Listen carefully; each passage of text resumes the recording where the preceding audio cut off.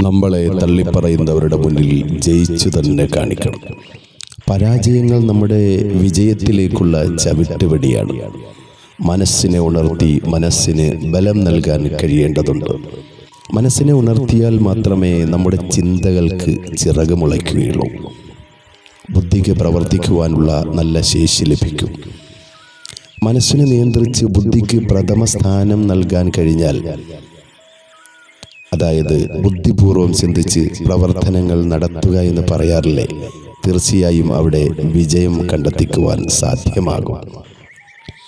അതിനായി ശരിയായ ധ്യാനം സ്ഥിരമായി പരിശീലിക്കേണ്ടതുണ്ട്. അതിലൂടെ മനസ്സിനെ ഏകാഗ്രമായ നിലയിൽ നിലനിർത്തുവാൻ സാധിക്കും. എല്ലാ കാര്യങ്ങളിലും ഒരു അവബോധമുണ്ടാക്കിയെടുക്കുവാൻ അതിനാൽ കഴിയും. ഒന്നിലും ധൃതിയുള്ള ഇടപെടലുകളോ അഭിപ്രായ പ്രകടനങ്ങളോ എടുത്തുചാട്ടങ്ങളോ പാടില്ല.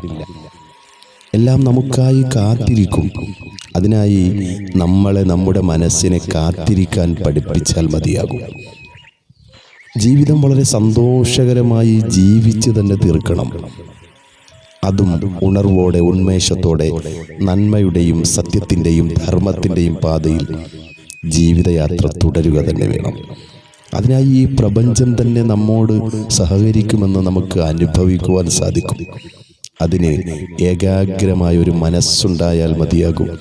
അതിനാകട്ടെ ഇനിയുള്ള നമ്മുടെ പരിശ്രമങ്ങൾ.